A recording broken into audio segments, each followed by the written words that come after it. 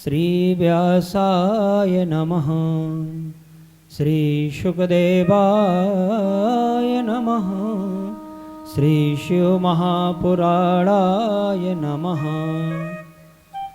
शौनक उवाच हे हे सूत महाप्राज्ञो सर्वसिद्धान्त प्रभो आख्याहि मे कथासारं पुराणानां विशेषतः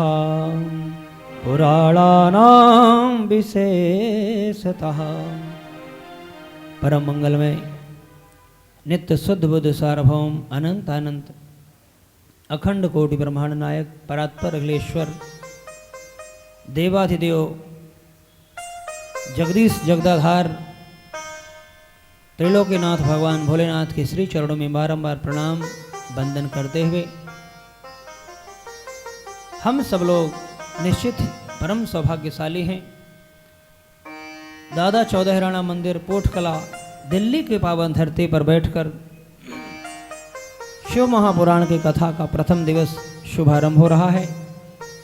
आप सब लोग पुण्यात्मा हैं, भाग्यशाली हैं।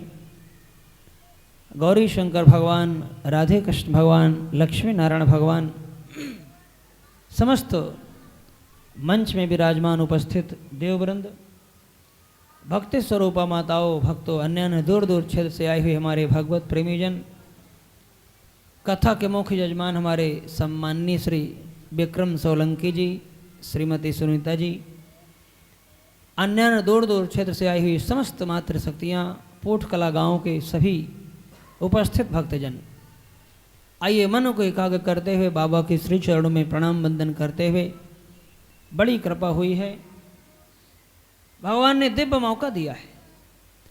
मनुष्य शरीर को प्राप्त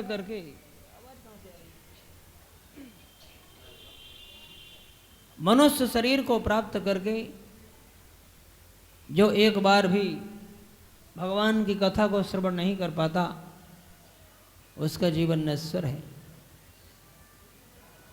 भगवान भोलेनाथ ने महान कृपा किया है। 2 बार इसी प्रांगण पर मुझे श्रीमद् भागवत कथा गाने का शुभ अवसर मिला। तीसरी बार हम सब लोग पुनः शिव महापुराण की कथा श्रवण करने हेतु उपस्थित हुए हैं। मनुष्य शरीर प्राप्त करके जो एक बार भी भगवान की कथा को श्रवण नहीं कर पाया उसका जीवन नश्वर है। लेकिन आप सब लोग तो परम भाग्यशाली, कहीं भागवत कथा, कहीं राम कथा, कहीं देवी भागवत, कहीं शिव पुराण आप सब लोग सुनते रहते हैं। बड़े ही धर्मात्मा है, पुण्यात्मा है। तो भगवान की पहली कृपा मानव शरीर मिला, क्योंकि ये सत्संग तो मानव शरीर से ही प्राप्त हो सकता है। दुर्लभ मानसो देहिनाम क्षण भंगुरो। ये मानव शरीर दुर्लभ है प्यारे, और इस मानव शरीर को प्राप्त करके सत्संग मिल जाए बड़ा दुर्लभ है। तो भगवान की पहली कृपा हुई कि हम सब लोग मनुष्य बन करके इस धरती में आए। दूसरी कृपा भगवान के मानव बन करके इस भारत भूमि में हमारा जन्म हुआ है। भारत भूमि की बड़ी महिमा है। भारत माता की जय हम सब लोग बोलते हैं, लेकिन विदेश की धरती को यह सौभाग्य प्राप्त नहीं। भारत भूमि की पावन महिमा है, जहां पर भगवान ने 24 अवतार ग्रहण किए, धारण किए। यहाँ पर दिव्य नित्य अनुष्ठान चलते रहते हैं। भगवत यज्ञ, उपासना, आराधना, पूजा पाठ, दान धर्म आप सब लोग करते रहते हैं। यहाँ के संस्कार अच्छे हैं, इसलिए संस्कृति अच्छी। मानव शरीर को प्राप्त करके जो एक बार भी श्रवण नहीं कर पाया कथा का, उसका जीवन केवल भार है। इस पृथ्वी माता के लिए केवल भार है। दूसरी कृपा भगवान की मानव शरीर भी मिला तो भारत भूमि में अहो अमीसाम किमुकारी शोभनम प्रसन्नेसाम सुदित स्वयं हरे यैर्जन्म लब्धम निसुभारताजिरे मुकुंद सेवो पैकम स्पृहाहिनः। इस भारत भूमि में दूसरी कृपा भगवान की, यहाँ तो देवता भी मनुष्य बनने के लिए तरसते हैं। देवताओं को भी लगता है कि हम सब लोग भी मनुष्य बन करके मृत्यु लोक पधारे, भारत भूमि में हमारा जन्म हो।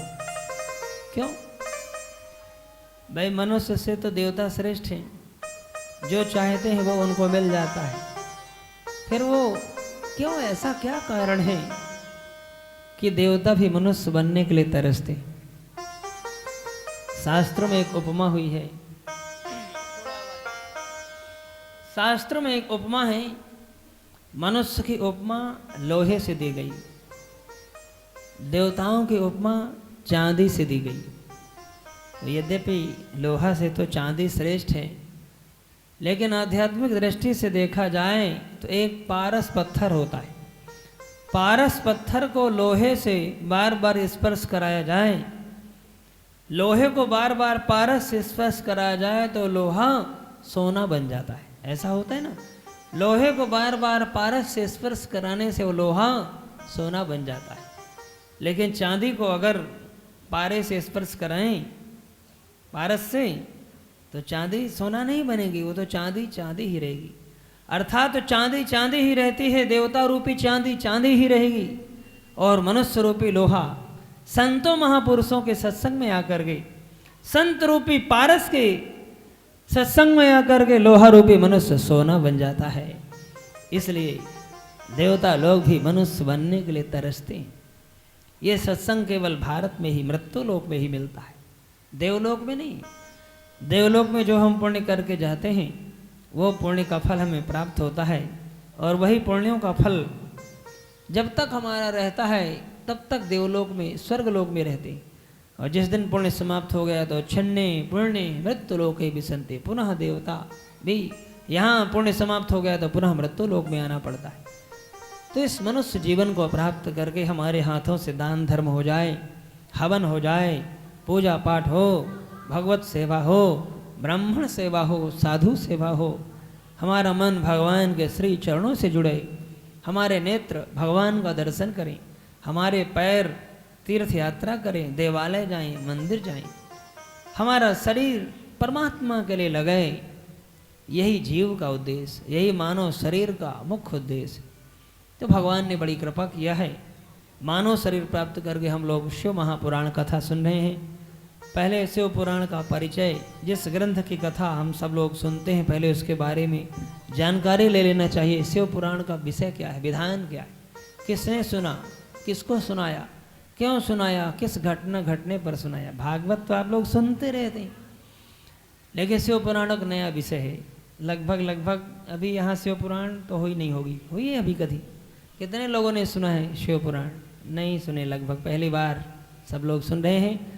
तो शिव पुराण की कथा पहली बार आपको सुनने को मिल रही है, नया विषय है। भोलेनाथ स्वयं इस कथा को माता पार्वती को सुनाया है। सबसे पहले भगवान शिव के मुख से निकला हुआ ग्रंथ है, और माता पार्वती जी की जिज्ञासा किया है। माता पार्वती जी को स्वयं भगवान भोलेनाथ ने सुनाया है। यही शिव महापुराण की कथा श्री सूत जी महाराज शौनक आदि ऋषियों को नैमिषारण्य के पावन भूमि पर श्रवण कराया है। यही शिव महापुराण की कथा सूत महाप्रभु श्रवण कराते हैं शौनक आदि ऋषियों को, और यही तीर्थराज प्रयाग की धरती में शौनक महाराज ने श्रवण कराया है। अनेक संतों ने गाया है, अनेक ऋषियों ने इस पावन कथा को गाया है। आज जगह जगह भगवान की कृपा से शिव महापुराण कथा का प्रचार हो रहा है, और भगवान शंकर दुनिया के सबसे बड़े दयालु देवता हैं, सबसे बड़े सरल देवता हैं, और सभी प्रकार के हमारे दुख दोष क्लेश दरिद्र कष्ट संकट को दूर करने वाले। भाव ही मेट सके त्रिपुरारी, हमारे बिगड़े हुए भाग को भी बनाने वाले भोलेनाथ। अगर जीवन में कहते हैं हमारा समय साथ नहीं दे रहा, हमारी किस्मत साथ नहीं दे रही, हमारे भाग में तो है ही नहीं, अगर भाग में नहीं है तब भी अगर भोलेनाथ की कृपा हो जाए तो वो भी वस्तु प्राप्त हो जाती है। इसलिए भगवान भोलेनाथ बहुत दयालु देवता है, बहुत सरल, थोड़ी सी स्तुति में प्रसन्न हो जाते हैं। ज़्यादा लंबी चौड़ी स्तुति करने की आवश्यकता नहीं, एक लोटा जल में ही हर हर महादेव कह के आप एक लोटा जल चढ़ा दें, उसी में प्रसन्न हो जाते। बेलपत्र मिल गया तो कहने क्या है, आनंद ही आनंद। नहीं तो एक लोटा जल में ही, और लगभग हर जगह शिव जी की, शिवलिंग की मूर्ति स्थापना रहती है। आप सब लोग अगर अपने परिवार में जाते हैं, मायके जाते हैं, जहाँ जहाँ बाहर भी नात रिश्तेदारियों में कहीं भी जाते हैं, कहीं में कहीं हर जगह आपको शिवलिंग जरूर मिलेंगे, और ज़रूर वहाँ आप भगवान भोलेनाथ की पूजा कर सकते हैं। बहुत इनकी पूजा में कोई प्रतिबंध नहीं, कोई बंधन नहीं है, कोई ज़्यादा सामग्री जुटाने की आवश्यकता नहीं होती, कोई विशेष। यद्यपि ठाकुर जी की सेवा में तो बड़ी जिम्मेदारियाँ, कन्हैया जी को रखेंगे तो उनको बच्चे के समान ध्यान रखना पड़ेगा, उनको खिलाने पिलाने का, सुलाने का, ठंडी का गर्मी का ध्यान रखना पड़ेगा। पूर्ण व्यवस्था, जैसे छोटे बच्चे को माता किस प्रकार से ख्याल रखती हैं, ध्यान देती हैं, उसी प्रकार से ठाकुर जी की, लड्डू गोपाल की सेवा बड़ी जिम्मेदारी से करना चाहिए। ठंडियों में गर्म कपड़े की व्यवस्था, गर्मी में एसी कूलर आदि की व्यवस्था, पंखे आदि की व्यवस्था करनी पड़ती है। दोनों टाइम भोग लगना चाहिए, दोनों टाइम आरती होना चाहिए। भोलेनाथ की कथा में कोई ऐसा प्रतिबंध नहीं है, जितना अधिक से अधिक हो जाए, अधिकस्य अधिकम फलम। एक बार जो भगवान शंकर का नाम ले लेता है तो भगवान शंकर प्रसन्न हो जाते हैं। किसी ने कहा अगर दोबारा ले लें तो, जब एक बार में प्रसन्न हो जाते हैं तो दोबारा में, तो कहते हैं द्वाभ्याम संभो ऋणी भवेत्। दोबारा भगवान शंकर का जो नाम ले लेता है तो भगवान शंकर उनके ऋणी हो जाते हैं, कर्जदार हो जाते हैं, फिर आपका उद्धार कल्याण करके उनको कर्जा चुकाना पड़ता है। इतने बड़े दयालु देवता है। एक चोर चोरी करने के लिए प्रायः समाज में जगह जगह गांव-गांव जाया करता था। एक दिन विचार किया कि छोटी छोटी बहुत चोरी कर लिया, बहुत बड़ी चोरी करता हूँ। देखा कि शिव मंदिर है और शिव मंदिर में घंटा सोने का लगा हुआ है। सोचने लगा बड़ा भारी है ये घंटा, शिव जी का सोने का घंटा है, क्यों ना आज घंटा को चुरा करके लाऊं। आधी रात को पहुंचा, शिवलिंग के ऊपर चढ़ गया, क्योंकि घंटा तो बड़ा ऊंचा था, तो शिवलिंग के ऊपर खड़ा हो गया और घंटा उतार लिया। जैसे घंटा उतार लिया, जाने लगा तो वहां भगवान शंकर प्रकट हो गए। बोले शंकर भगवान की जय। भगवान शंकर प्रकट हो गए तो देख करके वो भयभीत हो गया, डर गया। भगवान शंकर कहते नहीं नहीं डरो नहीं, डरना नहीं, वरदान मांगो। चोर कहता है मैं तो चोरी करने के लिए आया था, आपका घंटा चुरा के ले जा रहा हूँ, सोने का घंटा है, आप कह रहे हैं वरदान मांगो, बरम्बुरी। भगवान शंकर कहते हैं वो तुम्हारा भाव है, लेकिन मेरा भाव तो अलग ही है। मैं तो सबको समान दृष्टि से देखता हूँ। कोई मुझे जल चढ़ाता है, कोई बेलपत्र चढ़ाता है, कोई भांग धतूरा चढ़ाता है। तुम तो मुझे अपने आप को चढ़ा दिए, मेरे ऊपर चढ़ गए। अब तुम वरदान मांगो, मैं तुमसे प्रसन्न हो गया और संकल्प लिया कि आज के बाद चोरी करना बंद। उसको ज्ञान हो गया, शिव तत्व की ज्योति हृदय में विराजमान हो गई, उसका कल्याण हो गया। कहने का भाव है मेरे बंधुओं, भगवान शंकर बड़े ही सरल और सहज देवता हैं। शिव महापुराण की कथा में 24,000 श्लोक, भागवत जी में 18,000 श्लोक हैं, लेकिन शिव महापुराण में 24,000 श्लोक हैं। 24,000 श्लोकों में से पहले महात्म की चर्चा है। महात्म में शिव जी की महिमा बताई गई। शिव महापुराण कथा सुनने से क्या फल मिलता है, विधान क्या है, नियम क्या है, कैसे सुनना चाहिए, ये महिमा शिव महापुराण की कथा के अंतर्गत बताया गया 7 अध्याय। और इतना ही नहीं, अलग अलग संहिताएं हैं। सूत जी महाराज सौनकादि ऋषियों को कहते हैं, धन्यस्तुम मुनि शार्दूल श्रवण प्रीतिलाल सहा अतो विचार्यं सुविधा वच्मि शास्त्रं महोत्तमम् चतुर्विंशति सहस्रो ग्रन्थोऽयं सप्तसंहितः भक्तित्रिक सुसंपूर्णः शृणुयात्यं परादरात्। 24,000 श्लोक हैं शिव महापुराण में और 7 संहिता हैं। 7 संहिताओं में अलग अलग वर्णन है, अलग अलग खंड हैं, जिसमें से पहली है विद्वेश्वर संहिता, दूसरा है रुद्र संहिता, तीसरा शतरुद्र संहिता, चौथा है कोटि रुद्र संहिता, पांचवी उमा संहिता, छठी कैलाश संहिता, सातवीं वायवी संहिता। इस प्रकार से 7 संहिताओं का वहाँ वर्णन है। एतच्चो पुराणं हि सप्त संहितमादरात् परिपूर्णं पठेदस्तु सजीवन मुक्त उच्यते। ऐसे 24,000 श्लोकों वाला ये महान ग्रंथ जो सुनता है उसका कल्याण होता है, जो सुनाता है उसका भी कल्याण होता है। भगवान भोलेनाथ बड़े ही दयालु हैं। हनुमान जी महाराज कथा के बड़े प्रेमी हैं। कोई सुनने वाला मिल गया तो सुनाने लगते हैं, कोई सुनाने वाला मिल गया तो सुनने लगते हैं। जब कोई नहीं मिलता तो अपने आप को ही स्वयं गाते हैं और स्वयं सुनते हैं। ऐसे हनुमान जी महाराज को बारंबार प्रणाम वंदन। 467 अध्याय हैं 24,000 श्लोकों के अंतर्गत। शिव महापुराण में वेदव्यास एवं समस्त ऋषियों को सनत कुमार जी श्रवण कराए हैं। इसमें 11 खंड हैं। विद्योसर संहिता में 25 अध्याय हैं। रुद्र संहिता में 5 खंड हैं, जिसमें सृष्टि खंड का वर्णन, सती खंड है, भगवती सती किस प्रकार से भोलेनाथ से विवाह हुआ, फिर किस प्रकार से सती जी ने अपने पति वचनों की अवहेलना करते हुए दक्ष प्रजापति जी के यज्ञ में गई, वहाँ पर अपने पति भोलेनाथ का अपमान सहन नहीं कर पाई और शरीर को छोड़ दिया।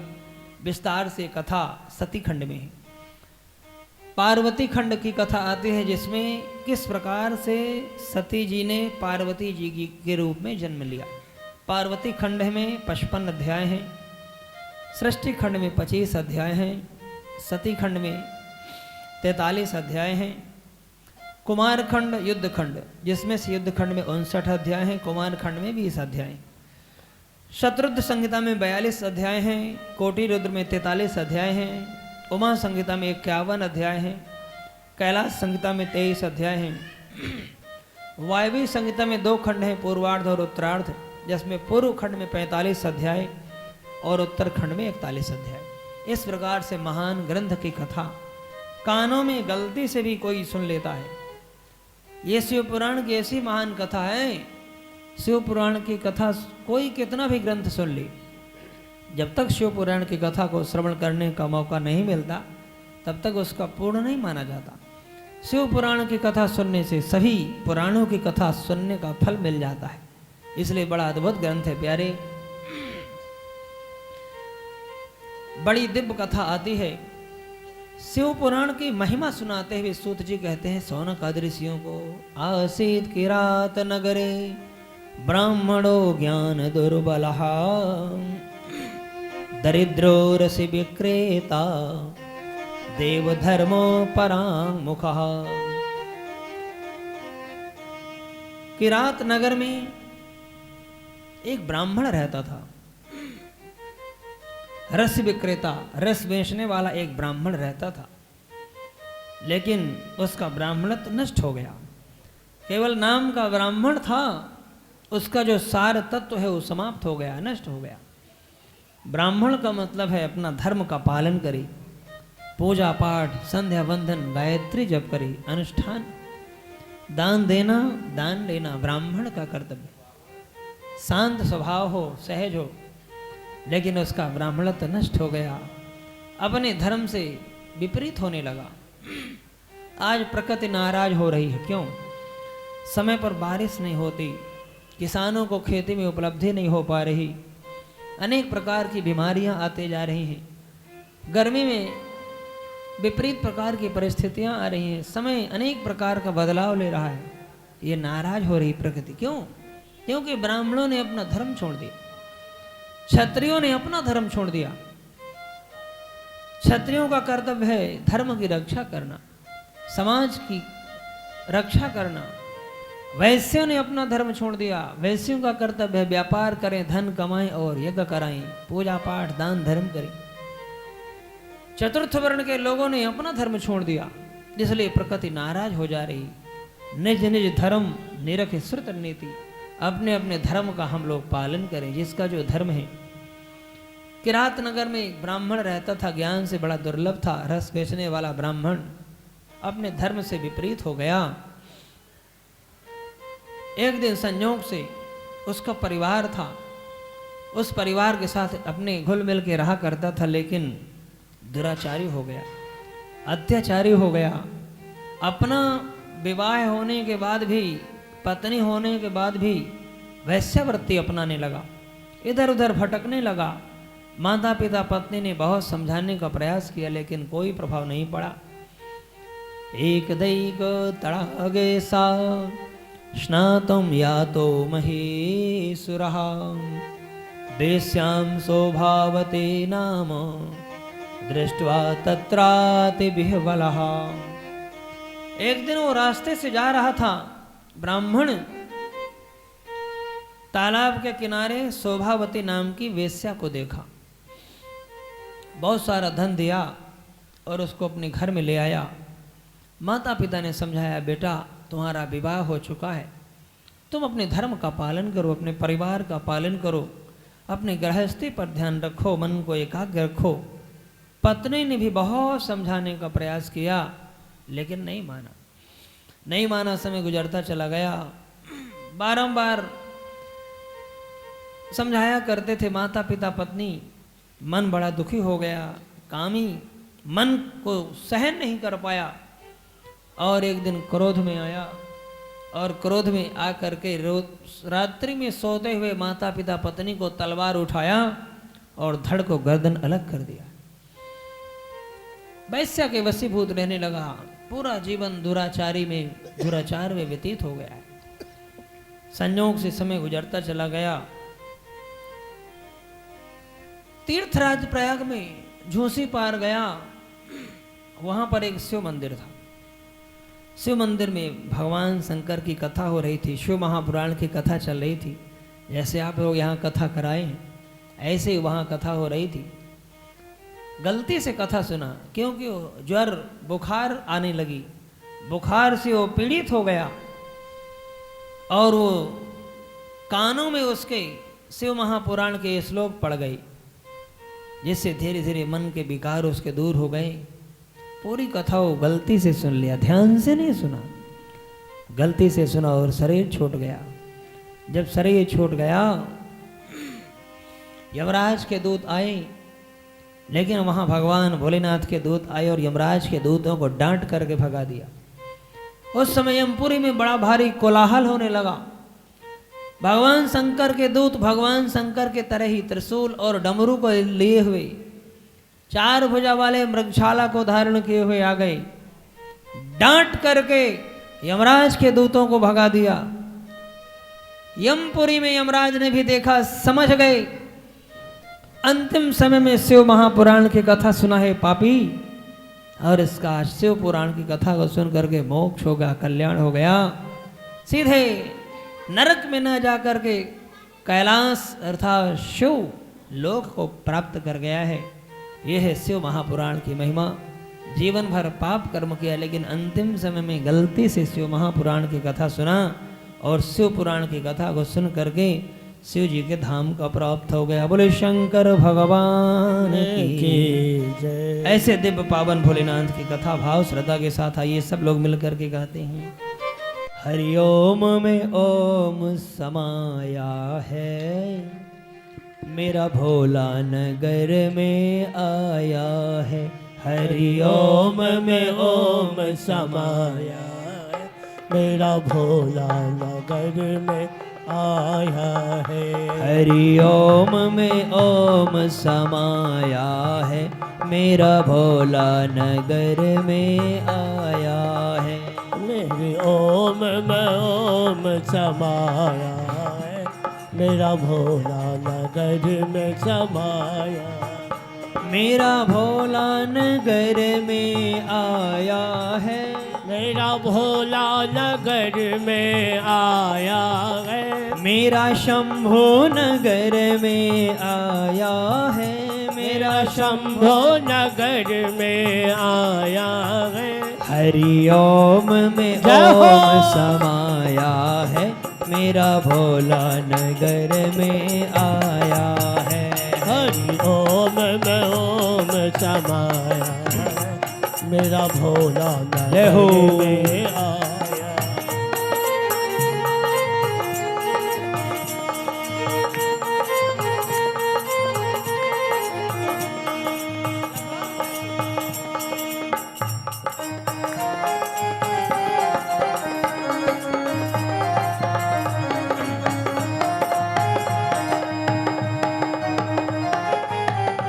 जय हो।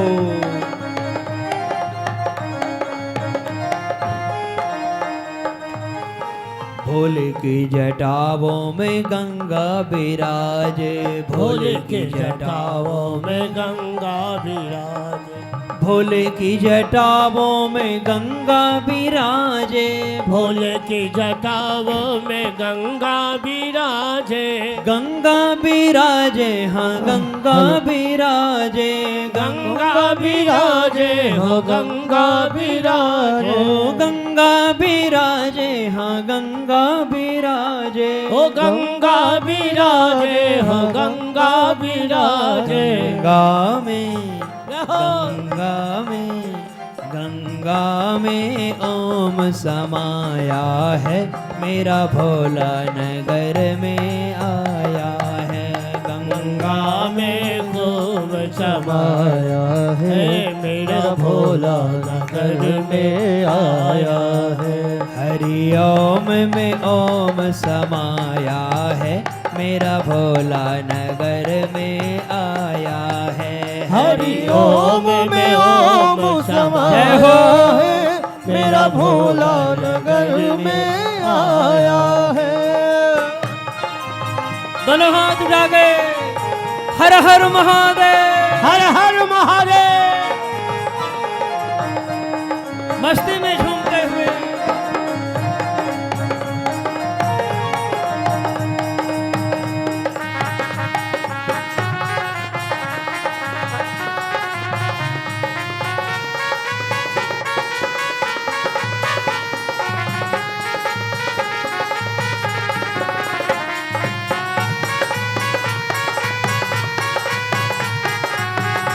हर हर महादेव।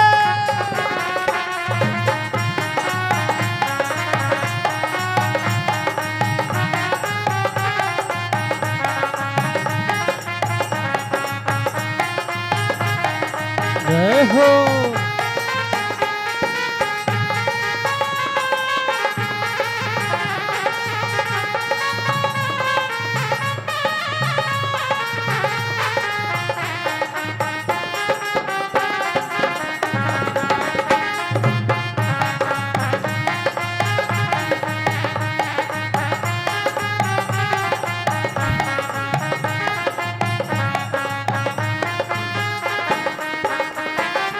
भोले के माथे पे चंदा विराजे, भोले के माथे पे चंदा विराजे, भोले के माथे पे चंदा विराजे, भोले के माथे पे चंदा विराजे, चंदा विराजे, हाँ चंदा विराजे, ओ चंदा विराजे हो चंदा विराजे, ओ चंदा विराजे, हाँ चंदा विराजे, ओ चंदा विराजे हो चंदा विराजे। चंदा में, जय हो। चंदा में, जय हो। चंदा में ओम समाया है, मेरा भोला नगर में आया है। चंदा में ओम समाया है मेरा भोला नगर में आया है।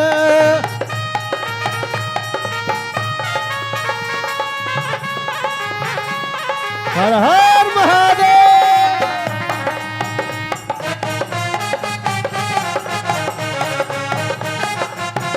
जय हो।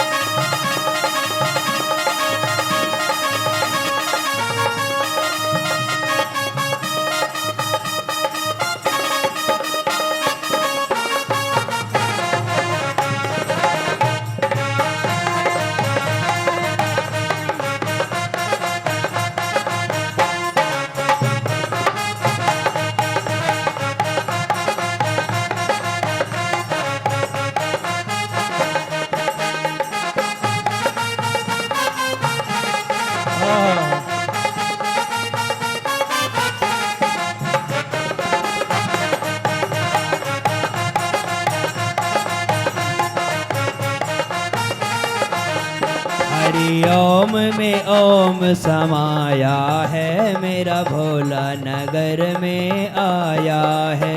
हरि ओम में ओम समाया है मेरा भोला नगर में आया है।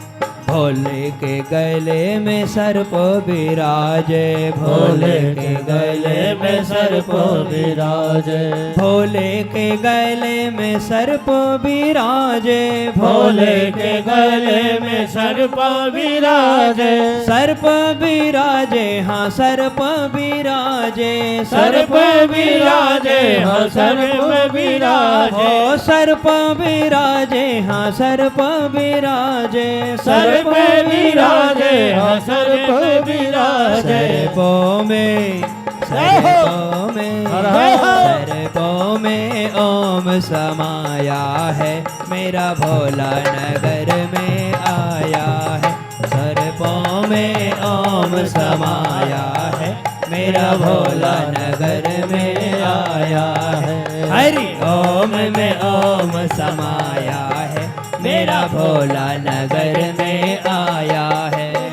ओम में नगर यार है।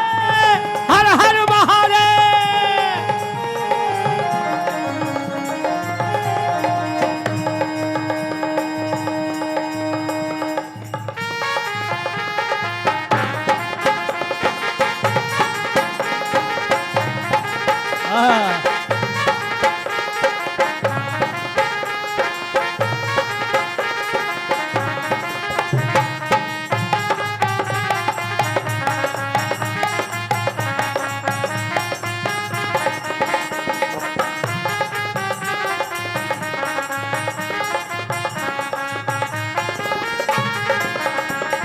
भोले के हाथों में डमरू विराजे, भोले के हाथों में डमरू विराजे, भोले के हाथों में डमरू विराजे, भोले के हाथों में डमरू विराजे।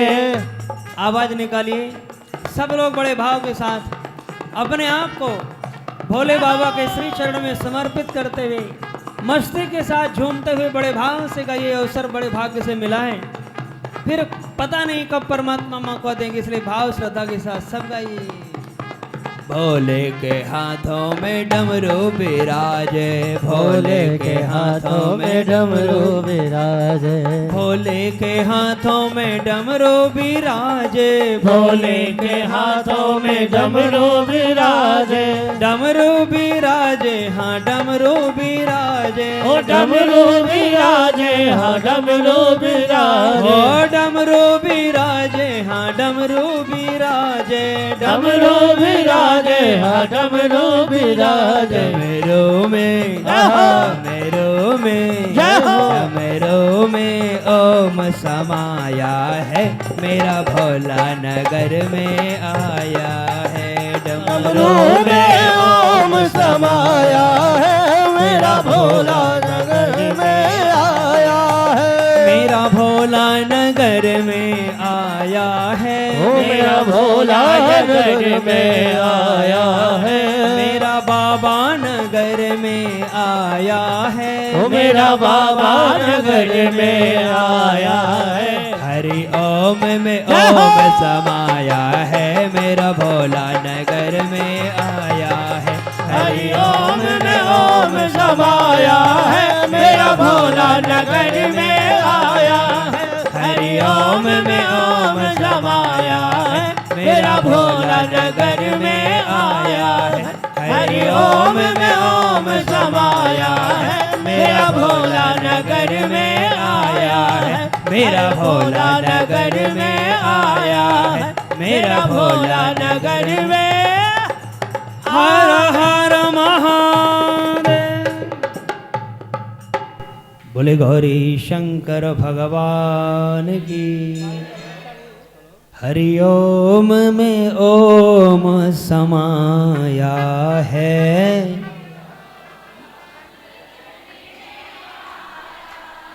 जय हो। भगवान भोलेनाथ ने दिव्य मौका दिया और आपके नगर में आए भोलेनाथ, मानो कि बाबा ने संयोग बनाया है इस पावन सुंदर शुभ मुहूर्त में कि सभी भक्त लोग इस पावन ग्रंथ का सहारा लेकर के इस भव सागर से पार हो सकें, इसलिए आप सबके भाग्य उदय हुए। Hello hello. कोई भी धर्म काम का अगर मौका मिल जाए, कोई भी शुभ काम का अगर मौका मिल जाए तो मानना चाहिए कि भगवान ने बड़ी कृपा किया है। हमारे पुण्य जागे हैं, हमारे भाग्य जागे हैं, इसलिए भगवान ने दिव्य पावन ये मौका दिया है। बड़े भाग मानुष तन पावा, ये मानव जीवन बड़े भाग्य से मिलता है। बड़े भाग पाए सत्संगा, ये पावन सत्संग भी बड़े भाग्य से मिलता है। अच्छे कर्म आप लोगों ने किया होगा, उसके फल स्वरूप भगवान ने दिव्य मौका दिया है। कोई भी उत्सव हो उसको बड़े भाव से मनाना चाहिए, क्योंकि ये उत्सव जल्दी नहीं मिलता, बड़े पुण्य कर्म के द्वारा मिलता है, कभी कभी मिलता है। तो जब ईश्वर ने मौका दिया है तो उसको बड़े भाव के साथ, धूमधाम के साथ उत्सव मनाना चाहिए। परमात्मा की कृपा हुई, इसमें कंजूसी नहीं, जीवन में सब कुछ भगवान का दिया हुआ है। क्या लेके जाना है इस संसार से? यही एक पुण्य ही लेकर के जाना है। हुतम च दत्तम च तथैव उत्तिष्ठति, आपके हाथों से दिया हुआ विशुद्ध दान और यज्ञ में दी हुई आहुति, यही आपका लोक और परलोक बनाती। इसलिए हम सबका जीवन के लोक और परलोक बने, कंजूसी नहीं। भगवान ने अगर 4 पैसे दिया है तो दोनों हाथ उलीचिए, यही सयानो काम। और यज्ञ अनुष्ठान कोई करने का मौका मिल जाए तो भगवान की कृपा मानना चाहिए। एक सेठ जी थे, वो बड़े कंजूस थे। कंजूस क्या, बड़े मक्खी चूस थे। मक्खी चूस का मतलब आप लोग जानते हैं। दूध में मक्खी पड़ गई तो उस मक्खी को दूध से बाहर निकाल दिया, लेकिन चिंता हो गया कि कुछ दूध मक्खी के साथ चला गया। अब मक्खी चूस सेठ आगे जो किया हो आप लोग समझ जाओ, हम कहेंगे नहीं। बड़ा मक्खी चूस वो सेठ था, कभी कोई दान धर्म नहीं किया, पूजा पाठ नहीं करता था। जब कोई शुभ अवसर आता था, शुभ मुहूर्त आता था, सुंदर कार्य होता था, घर में कोई त्यौहार होते थे, तो खर्चा के डर के कारण, क्योंकि त्यौहार है तो पकवान बनाना पड़ेगा। होली आई, दिवाली आई, रक्षाबंधन आदि त्यौहार आए तो घर में पकवान बनाने पड़ेंगे तो खर्चा ज़्यादा होगा। तो खर्चा के डर के कारण अपने परिवार को मायके भेज देता था। इतना कंजूस सेठ था कि बच्चों को मामा के यहाँ भेज देता था, पकवान नहीं बनाना पड़ेगा। एक दिन संयोग से एक त्यौहार आया, उस त्यौहार में परिवार को मायके भेज दिया। सेठ जी के साथ मुनीम साहब थे। सेठ जी ने कहा, मुनीम साहब चलो आज खीर बनाते हैं। आज क्या बनाते हैं? खीर। मुनीम साहब को बड़ा पता लगा, आज सूरज कौन सी दिशा से उदय हो गया। अरे जो सेठ खर्चा के डर के कारण अपने परिवार को मायके भेज दे, उसके यहाँ खीर बने असंभव। सेठ जी ने कहा, कोई बात नहीं मुनीम साहब, हम और आप 2 ही लोग तो हैं, तीसरा तो कोई है नहीं, इसलिए खीर बनाते हैं। ठीक है महाराज, जैसे आपकी इच्छा। अधाउर दूध के मेवे वाली बढ़िया खीर बनी। सेठ जी ने कहा, खीर तो बन गई, लेकिन इस खीर को हम अभी खाएंगे नहीं, सुबह खाएंगे। रसोई घर में बर्तन ढक के रख दिया गया। सेठ जी मुनीम साहब से कहते हैं, अब दोनों लोग सपना देखते हैं, रात्रि में सपना देखते हैं और फिर सुबह उठ करके अपना अपना सपना सुनाएंगे। जिसका सपना ज़्यादा अच्छा होगा वही इस खीर को खा जाएगा। मुनीम साहब ने कहा, खीर अभी बनी है, क्यों रात्रि की प्रतीक्षा करें, अभी खा लेते हैं। सेठ जी ने कहा, नहीं नहीं मुनीम साहब, अगर आपका सपना ज़्यादा अच्छा हो तो आप ही खीर खा देना, कोई बात नहीं। ठीक है, जैसी आपकी इच्छा। खीर बनी, रसोई घर में ढक करके रख दिया गया। सो गए सेठ जी, तो सो गए, लेकिन मुनीम साहब को काहे को नींद आई। उनका तो ध्यान खीर में रखा है। पूट कला वाली अच्छी खीर बनाते होंगे, क्योंकि यहाँ दूध होता है गाय का बढ़िया बढ़िया, मट्ठा होता है, दही होता है, यहाँ क्या कमी। इसलिए बड़ी सुंदर खीर बनी और खीर बना करके बढ़िया रख दिया गया। अब घटना सुनिए। सेठ जी तो सो गए, लेकिन मुनीम साहब को नींदें नहीं आ रही थी। रात्रि में देखा, घड़ी में बजे हैं 11 बजे रात। मुनीम साहब उठे, रसोई घर गए, एक कटोरी खीर खाई तो बड़ा अच्छा लगा। दूसरी कटोरी भी खा गए और अच्छा लगा। 4 कटोरी खीर खा गए, लेकिन तृष्णा बढ़ती चली गई। पूरे बर्तन की खीर मुनीम साहब खा गई। बाद में पानी डाल करके बर्तन का पानी भी पी गए। उसी प्रकार से बर्तन के ऊपर थाली ढक दिया और आराम से सो जाते। सुबह के बज गए 8। जब सुबह 8 बज गए तो सेठ जी कहते हैं मुनीम साहब उठो, सपना सुनाओ, खीर खाओ। मुनीम साहब ने कहा महाराज आप हमारे बड़े हैं, श्रेष्ठ हैं, मालिक हैं, पहले आप अपना सपना सुनाइए। मुनीम ने कहा नहीं नहीं आप सुनाओ। सेठ ने कहा आप अपना सुनाओ, लेकिन मुनीम साहब ने सम्मान किया, पहले आप अपना सपना सुनाओ। सेठ जी कहते हैं ठीक है, मैंने रात्रि में स्वप्न देखा कि इंद्र बूढ़ा हो गया। रात्रि में क्या स्वप्न देखा? इंद्र बूढ़ा हो गया। जब वो इंद्र बूढ़ा हो गया तो मुझे अपने सिंहासन में बैठने के लिए मुझे सम्मान पूर्वक बुलाने के लिए अप्सराओं को भेजा है। बढ़िया सुंदर मेरे लिए विमान आया, उस विमान में सुंदर अप्सराएं नृत्य कर रही हैं, गान कर रही हैं, शंख घंटी की आवाज आ रही है, मुझे सम्मान पूर्वक यहाँ से लेकर के गई। मुनीम साहब ने कहा फिर क्या हुआ? सेठ जी कहते हैं फिर क्या हुआ, मैं गया और इंद्र के सिंहासन में बैठ गया। अब आप अपना स्वप्न सुनाओ। मुनीम साहब ने कहा महाराज सुनो, मेरा स्वप्न शुरू हुआ 11 बजे रात से। अगर सो जाएंगे तो क्या पता लगेगा 11 बजे कि 12 बजे। लेकिन मुनीम साहब कहते हैं मेरा स्वप्न शुरू हुआ 11 बजे रात्रि से। मैंने सपना देखा कि एक भूत आया है और भूत बहुत बड़ी लाठी लेकर के आया। लाठी लेकर के मुझे पीटने लगा। मुनीम साहब रसोई घर चलो, खीर खाओ। सेठ जी ने कहा फिर क्या हुआ? मुनीम साहब ने कहा महाराज आगे जो घटना घटी मत सुनो, आप कहो तो सही क्या हुआ। सेठ जी से मुनीम साहब कहते महाराज मरता क्या ना करता, मैं रसोई घर गया, एक कटोरी खीर खा गया और अच्छा लगा तो जोर जोर से वो भूत मुझे डंडा से पीटने लगा। सेठ जी खीर खाओ, मुनीम साहब खीर खाओ। 4 कटोरी खीर खा गया महाराज, लेकिन जोर जोर से और मारने लगा, मारना बंद नहीं किया। पूरे पतीले की खीर खा गया और पानी डाल करके पी गया। सेठ जी घबराने लगे। सेठ जी कहते हैं मुनीम साहब ये सपना ही तो है ना? मुनीम साहब ने कहा हाँ है तो सपना, लेकिन कभी कभी मेरा सपना सच भी हो जाता है। रसोई घर गए, रसोई घर जा कर के देखा, बर्तन उठाया, सेठ जी बर्तन साफ, खीर है ही नहीं। अब तो सेठ जी को बड़ा गुस्सा आया, बड़े जोर से मुनीम साहब की तरफ दौड़े। क्यों रे मूर्ख, जब वो भूत आया जोर जोर से पीट रहा था कि मुनीम खीर खाओ, तो तुमने मुझे जगाया क्यों नहीं? मुनीम साहब ने कहा महाराज मैं जगाया तो था, लेकिन आप थे ही नहीं। सेठ जी कहते हैं मैं कहाँ था? मुनीम साहब कहते हैं महाराज आप तो इंद्र के सिंहासन में बैठे थे। बोले भक्त वत्सल भगवान की जय। तो कहने का भाव है कि ऐसा नहीं कि जीवन में कंजूसी से जीवन चला जाए और जो भगवान ने वस्तु दे रहा हो उसको प्राप्त न हो पाए। इसलिए भगवान ने 4 पैसे दिया है तो दोनों हाथ उलीचिए यही सयानो काम। धन धान्य परमात्मा ने दिया है तो उसको प्रभु सेवा में लगाना चाहिए।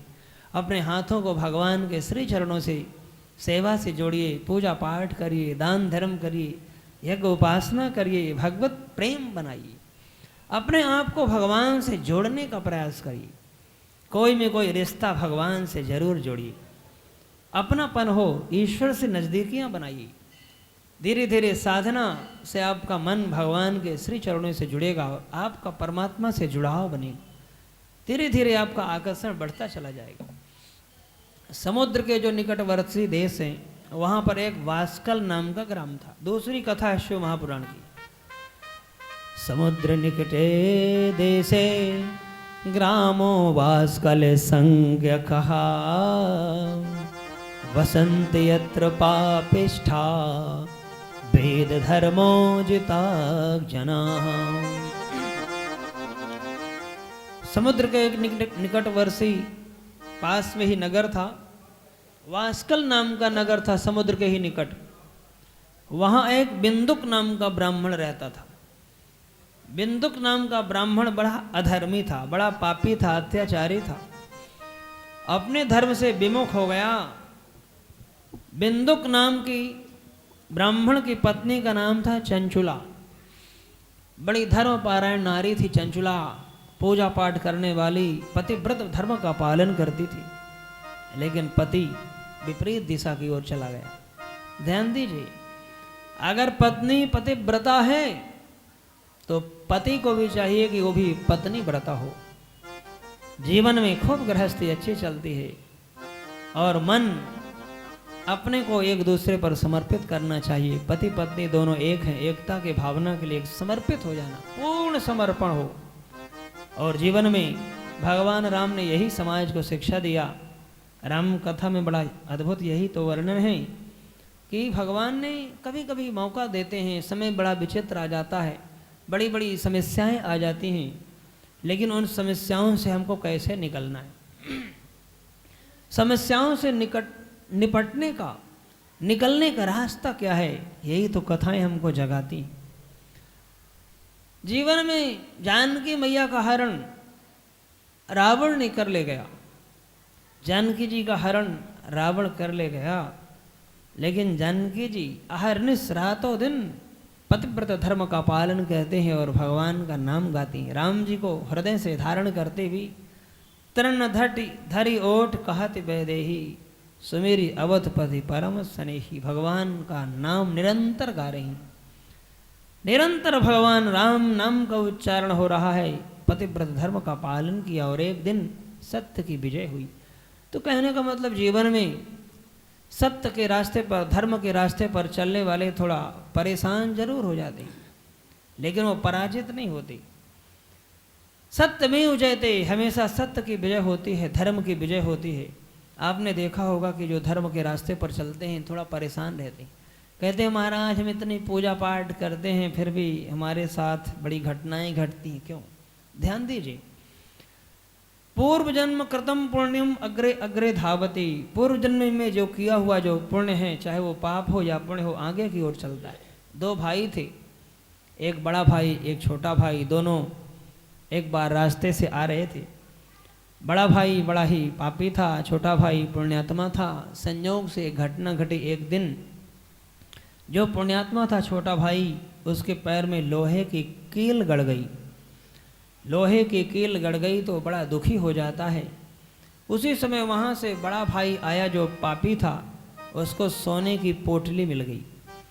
जब सोने की पोटली मिल गई तो कहने लगे देखो तुमने जीवन भर पूजा पाठ दान धर्म किया, उसके बदले तुम्हारे पैर में चोट और लग गई, और मैं जीवन भर पाप कर्म किया, लेकिन उसके बदले मुझे देखो सोने का वस्तु मिल गई, सोना प्राप्त हो गया। इतने में सचमुच वो छोटा भाई बड़ा घबराने लगा, रोने लगा। इतने में आकाशवाणी हुई, खबरदार रोना नहीं, ध्यान से सुनो। छोटे भाई, आज तुम्हारा जो लोहे की कील पैर में गड़ी है, ध्यान से सुनो, आज तुम्हारे मृत्यु का समय था, लेकिन तुम पूजा पाठ दान धर्म कितना सत्कर्म करके तुम्हारी आज मृत्यु टल गई। छोटे से चोट लग गई, उस चोट के बदले बहुत बड़ा आज तुम्हारा जो कुछ समय था वह समाप्त हो गया। छोटा सा चोट लग करके तुम्हारा वो कष्टकारी समय टल गया। और बड़े भाई ध्यान से सुनो, तुम छोटी सी सोने की वस्तु प्राप्त किए हो। आज का जो दिन था तुम्हारा दुनिया का सबसे श्रेष्ठ व्यक्ति, श्रेष्ठ राजा बनने का समय था, लेकिन तुमने अपने दुष्कर्म करके, अपने दूषित कर्म करके अपने इस समय को नष्ट कर लिया। अब छोटी सी सोने की वस्तु मिल करके तुम्हारा उस समय नष्ट हो गया। कहने का भाव यह है कि जीवन में अगर दुख आए तो घबराना नहीं, भगवान का नाम लेना चाहिए। कष्टकारी समय धीरे धीरे टल जाएगा। हर रात्रि के बाद तो सवेरा होता है। जब रात्रि आएगी, रात्रि व्यतीत होगी, सवेरा होगा, और सवेरे के बाद दोपहर होगी, दोपहर के बाद शाम होगी, फिर रात्रि होगी। तो प्रायः अगर दुख आया है तो घबराना नहीं। दुख के समय भगवान का ध्यान करना चाहिए, ईश्वर का चिंतन करना चाहिए। मन में दुख कब होता है? सुख की इच्छा। जब हम सुख की इच्छा रखते हैं, हमारा ये काम हो जाए, 10 काम सोचे, 10 काम भगवान की कृपा से हो गया और एक काम नहीं हो पाया, तो हम लोग छोटी विचार धारण कर लेते हैं, आज के बाद हम पूजा पाठ ही नहीं करेंगे, क्योंकि हमारा कोई काम ही नहीं हो रहा। 10 काम भगवान ने तुम्हारी इच्छा से तुम्हारा काम कर दिया, एक काम नहीं हो पाया तो कोई बात नहीं, उसमें घबराने का क्या विषय, चिंता करने का क्या विषय।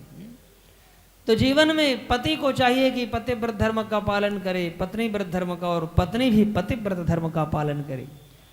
जानकी जी के जीवन में एक बार संकट आया, रावण उठा करके ले गया। तो जानकी जी ने समाज को शिक्षा दिया, अगर ऐसी घटना घट जाए तो क्या करना चाहिए। पतिव्रत धर्म का पालन करते हुए इतनी शक्ति है कि वो कष्टकारी समय भी टल जाता है। और एक बार राम के जीवन में भी संकट आ गया, शूर्पणखा आ गई पंचवटी में और कहने लगी, तुम सम पुरुष नमो सम नारी, तुम सम पुरुष नमो सम नारी, तुम सम पुरुष नमो सम नारी, तुम सम पुरुष नमो सम नारी। यह संयोग विधि रचेऊ बिचारी, यह संयोग विधि रचेऊ बिचारी, यह संयोग विधि रचेऊ बिचारी, यह संयोग विधि रचेऊ बिचारी। श्रोपण खारावण के बहिनी, श्रोपण खारावण के बहिनी, श्रोपण खारावण के बहिनी, श्रोपण खारावण की बहिनी। दुष्ट हृदय दारुण दुख अहनी, दुष्ट हृदय दारुण संग अहिनी। जीवन में भगवान ने कहा, जानकी जी की ओर देखा। जब शूर्पणखा आई तो शूर्पणखा को भगवान ने देखा और जानकी जी की तरफ देखा। माने कहा कि जानकी जी, अगर तुम्हें हमें पाना है तो पहले सीता को पाओ, फिर हम तो मिल ही जाएंगे, क्योंकि सीता है भक्ति, और जो ब्रह्म को पाता है तो भक्ति का सहारा लेकर के ब्रह्म तो मिल ही जाते। तो पहले सीता ही चितई कही प्रभु बाता, सीता जी की तरफ भगवान राम ने देखा और कहा तुम भक्ति के माध्यम से मुझे पा जाओगे। लेकिन ये तो डायरेक्ट पाना चाहती, सीता को नहीं, सीधे राम को पाना चाहती।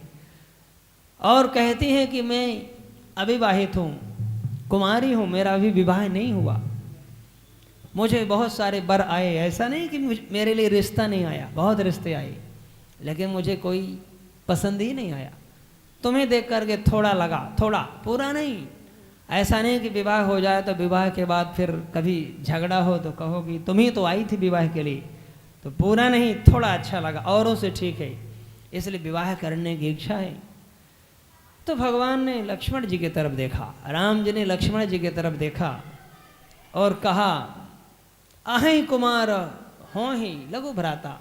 थोड़ा शूर्पणखा झूठ बोलती, शूर्पणखा विवाहित है, इसके पति का नाम विद्युत हुआ, रावण ने इसे मार दिया, लेकिन कहती है मैं कुमारी हूँ, अविवाहित हूँ।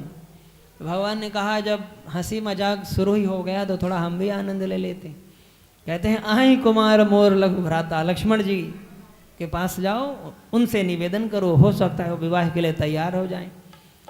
शूर्पणखा जी कहते हैं लक्ष्मण जी के पास जाकर के, आप है ठीक, वो तो श्यामला है, काला है, तुम गौरे हो, सुंदर हो। लक्ष्मण जी ने मुस्कुराया। लक्ष्मण जी कहते हैं तुम जहाँ गई थी वहीं ठीक है, वहीं के लिए तो दुनिया जाती है, राम जी के लिए संसार जा रहा है, और तुम उनको छोड़कर मेरे पास आ रही हो, जाओ तुम्हारा कल्याण वहीं होगा। लक्ष्मण जी ने राम जी के पास भेज दिया, राम जी ने फिर लक्ष्मण के पास। शूर्पणखा को आया गुस्सा और कहने लगी अच्छा मैं समझ गई, तुम्हारे पास सीता है इसलिए मुझसे विवाह करना नहीं चाहते, मैं सीता ही को खा जाती हूँ। अपना विकराल रूप धारण किया। लक्ष्मण जी ने नाक कान कही भाई विकराला, नाक कान कीन्हे बिन तो काट दिया। मानो रावण को चुनौती दिया। रघुवंश पर कुदृष्टि डालने वालों की यही स्थिति होती है। और जीवन में अगर ऐसी समस्या आ जाए तो भगवान राम समाज को शिक्षा दे रहे हैं किस प्रकार से उस संकट से बचना चाहिए। तो यहाँ समुद्र के निकटवर्ती जो देश था, वास्कल नाम का एक ग्राम था, वहाँ पर एक बिंदुक नाम का ब्राह्मण रहता था। बिंदुक नाम का ब्राह्मण रास्ता भटक गया। बिंदुक नाम का ब्राह्मण दिशा भटक गया, रास्ता भटक गया। अपनी पत्नी को छोड़ करके वैश्यावृत्ति अपनाने लगा। चंचुला जो बड़ी धर्मात्मा इनकी पत्नी थी, बड़ी श्रेष्ठ थी, उनके रहते हुए इधर उधर मन को भटकने लगा। पत्नी ने बहुत समझाने का प्रयास किया लेकिन नहीं माना। धीरे धीरे वो पत्नी भी धर्मपारायण नारी, पति के धर्म से विमुख होने पर वो पत्नी भी विपरीत रास्ते की ओर चल देती। महा अत्याचारी पापी था वो बिंदुक नाम का ब्राह्मण। एक दिन संयोग से मृत्यु हो गई, नरक में चला गया, नरक में रहने लगा, नरक की यातनाओं को भोगने लगा। कुछ दिनों के बाद जो चंचुला थी, बिंदुक की पत्नी चंचुला थी, एक दिन समाज के कुछ लोग एकत्रित होकर के गए हैं गोकर्ण क्षेत्र, गोकर्ण तीर्थ में गए हैं। और गोकर्ण तीर्थ में जाकर के क्या देखा, एक दिव्य भगवान शंकर का मंदिर था। उस मंदिर में भगवान शंकर की शिव महापुराण की कथा हो रही थी। जैसे यहाँ आप लोग कथा करा रहे हैं, वैसे गोकर्ण क्षेत्र में शिव महापुराण की कथा एक ब्राह्मण देवता श्रवण करा रहे थे। उसी समय चंचुला भी कथा में बैठ करके ध्यान पूर्वक सुनने लग जाती है। व्यास जी कहते हैं, जो नारी अपने धर्म से विमुख हो जाती है, अपने पति को छोड़ करके अन्यत्र विचित्र रास्तों की ओर जाती है, अपने धर्म पारायण मर्यादा का पालन नहीं करती, अपने चरित्र को श्रेष्ठ सफल नहीं बना पाती, यमराज के दूत उसको बड़ा ही कठोर कष्ट देते हैं। जब इस प्रकार से कहा तो भयभीत हो जाते हैं, चंचुला कांप जाते हैं।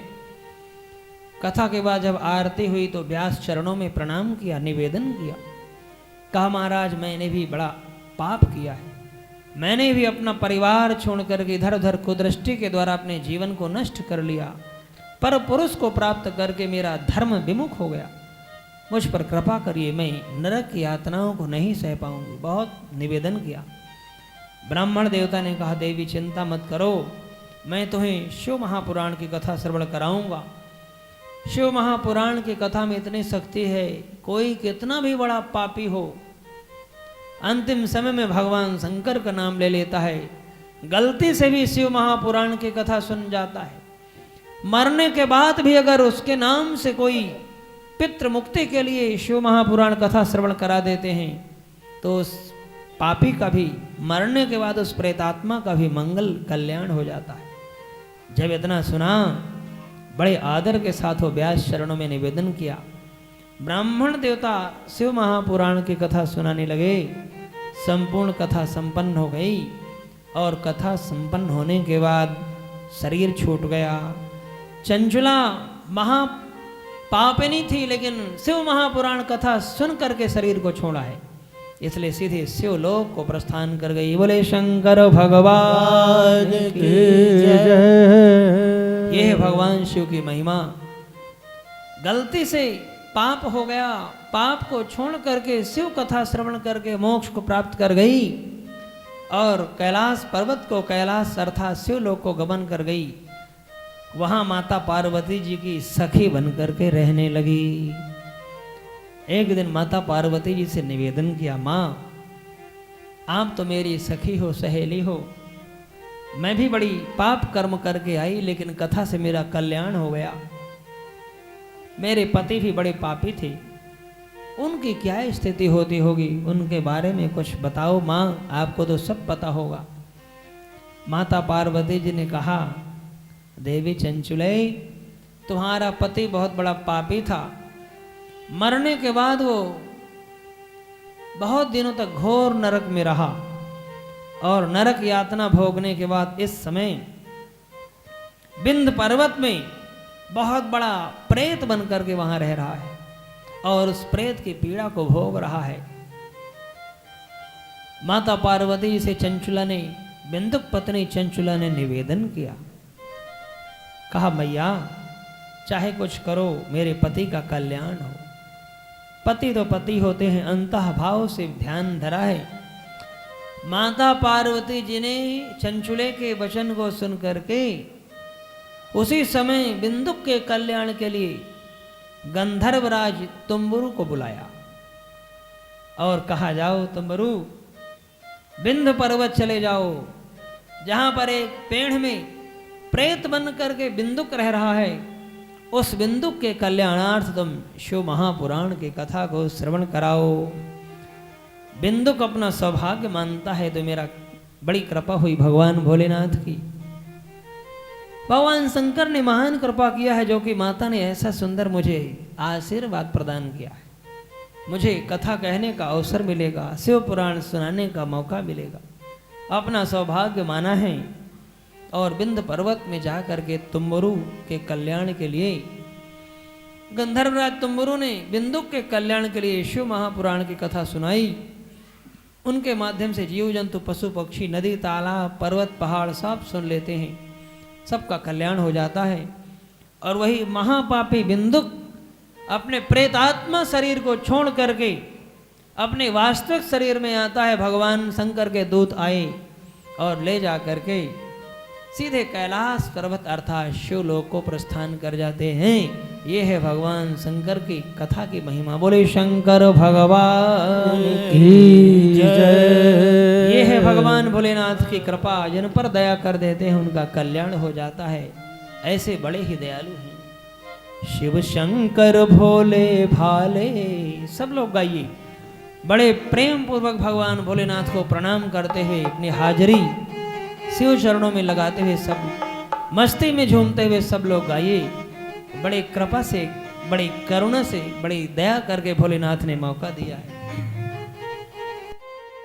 शिव शंकर भोले भाले कैलाश काशी वाले, तुमको लाखों प्रणाम, तुमको लाखों प्रणाम। शिव शंकर भोले भाले कैलाश वाले, तुमको लाखों प्रणाम, तुमको लाखों प्रणाम। शिव शंकर भोले भाले डम डम डमरू बजाने वाले, तुमको लाखों प्रणाम, तुमको लाखों प्रणाम। शिव शंकर भोले भाले डम डम डमरू बजाने वाले, तुमको लाखों प्रणाम, तुमको लाखों प्रणाम।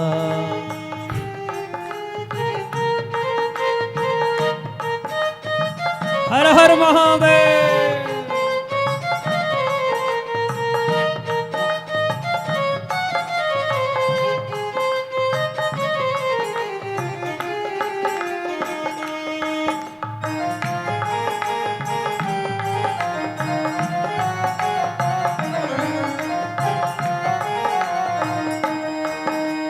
तुमने यह संसार बनाया, तुमने यह संसार बनाया, ओ तुमने यह संसार बनाया, तुमने यह संसार बनाया। ओ सभी तुम्हारे माया छाया, सभी तुम्हारे माया छाया, ओ सभी तुम्हारे माया छाया, सभी तुम्हारे माया छाया। सर्पों की माला वाले, सर्पों के माला डाले, कैलाश काशी वाले, कैलाश काशी वाले, तुमको लाखों प्रणाम, तुमको लाखों प्रणाम, तुमको लाखों प्रणाम, तुमको लाखों प्रणाम।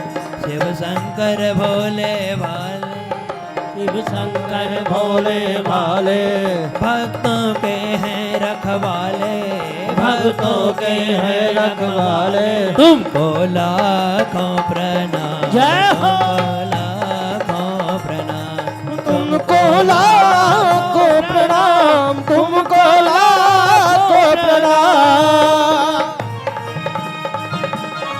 हर हर महादेव।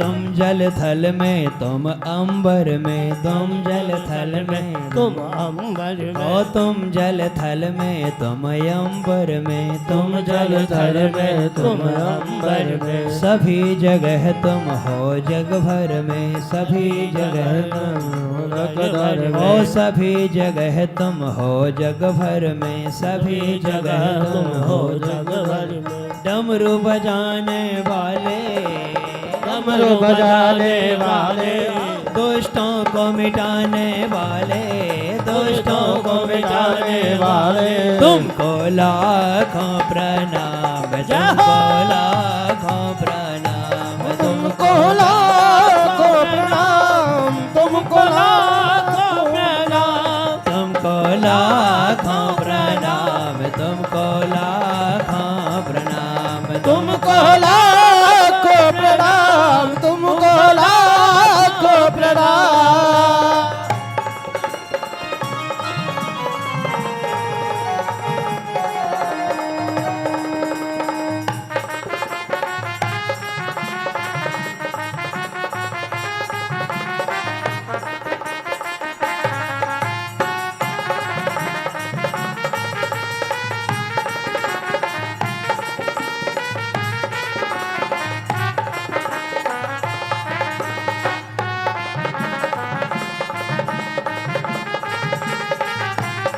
हर हर महादेव।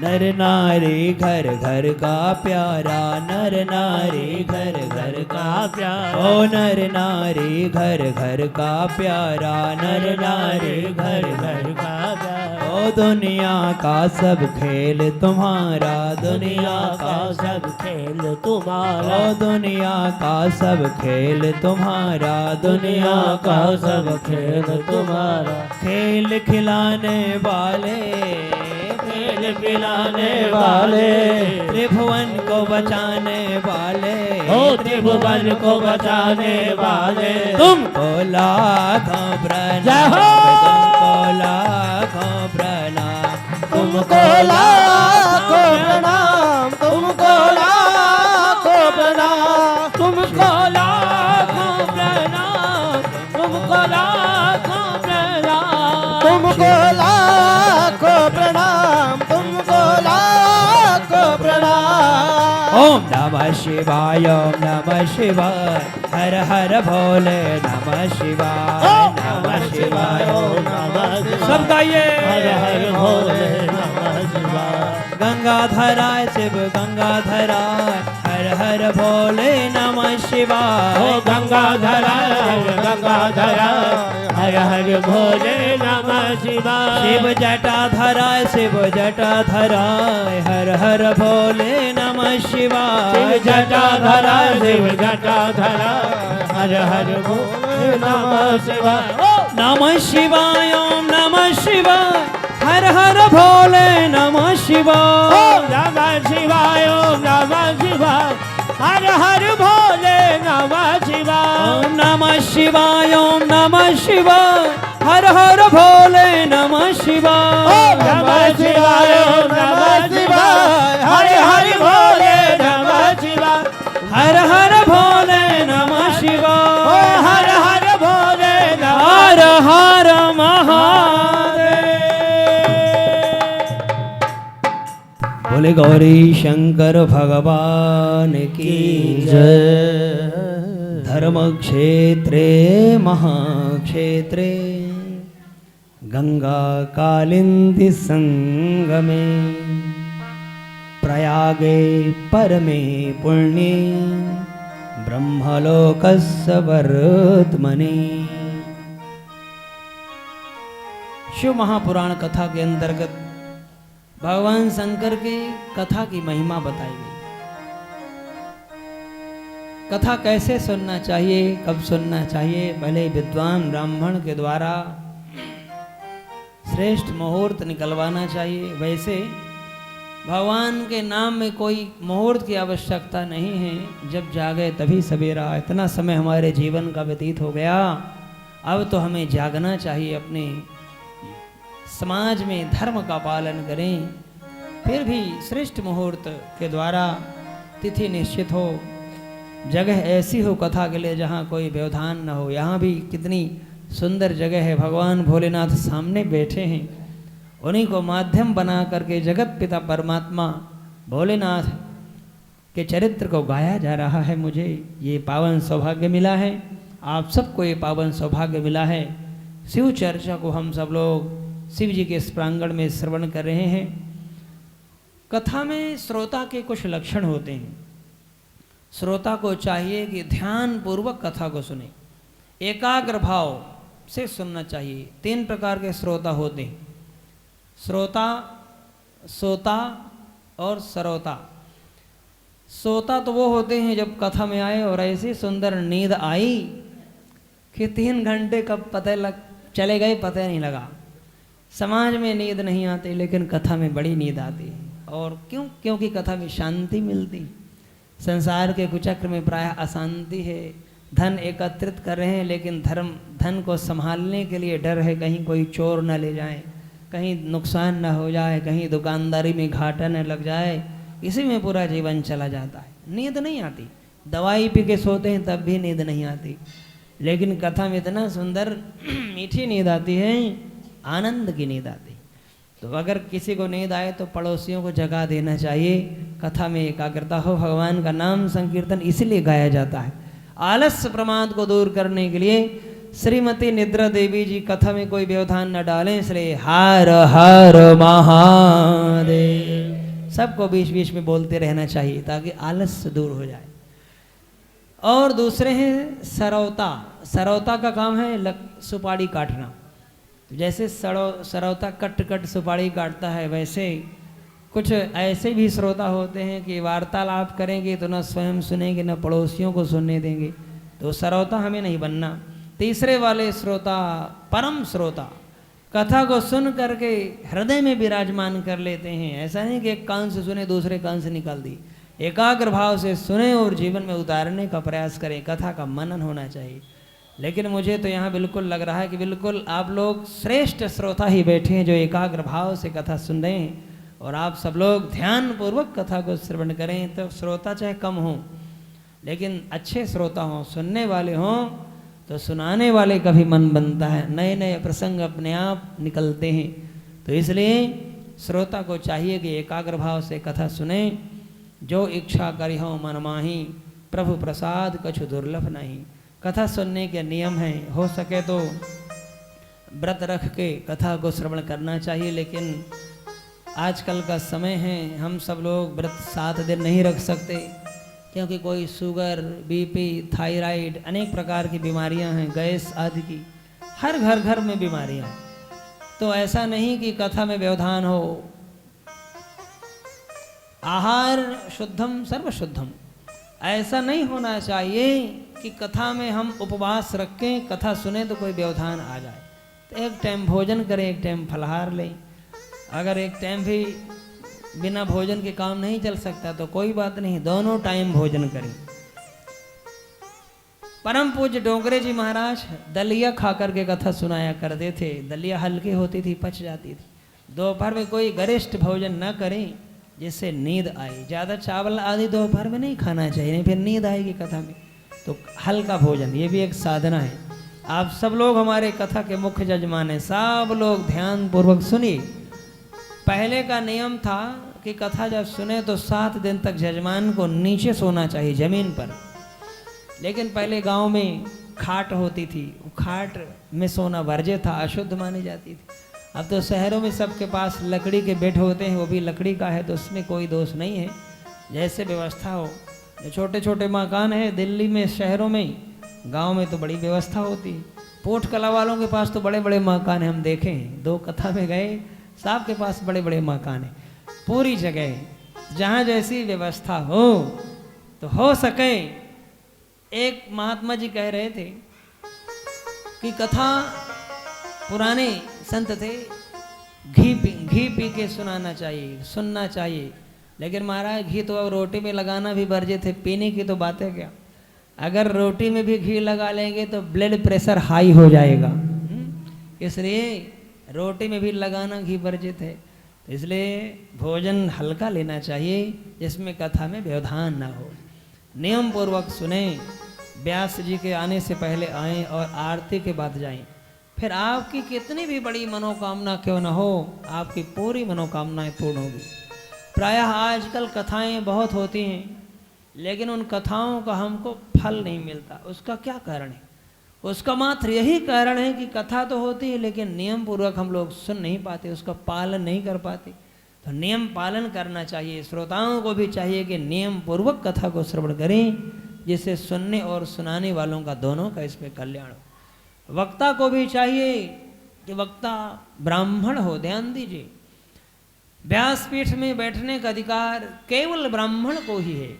संत तो कोई भी हो सकते हैं जो ज्ञान देते हैं, संत विद्या पढ़ने का अधिकार सबको, ज्ञान सबको हो सकता है, उपदेश करने का अधिकार भी सबको है, लेकिन व्यासपीठ में बैठने का अधिकार केवल ब्राह्मण। विरक्तो वैष्णवो विप्रो लिखा है कथा में। और जब कथा सुनाए तो कोई पान, तंबाकू, गुटखा आदि खा करके नहीं सुनाना चाहिए। कथा का जो वक्ता है, कथावाचक को चाहिए निश्चित रूप से कोई पूजा पाठ करने वाले हों, संध्या बंधन गायत्री जपने वाले हों, जिससे जजमान का कल्याण हो, शिष्य का कल्याण हो, गुरु तपस्वी हो। और केवल इतना ही नहीं, नियम ये होता है कि जो व्यासपीठ पर बैठते हैं उनको धर्म और मर्यादित रहना चाहिए। जो भगवान की कृपा से जो प्राप्त हो जाए उसको स्वीकार करना चाहिए। और भगवान अपनी सेवा तो देते ही हैं। कोई भगवान की ठाकुर सेवा निस्वार्थ भाव से करेगा, खूब आनंद रहता है।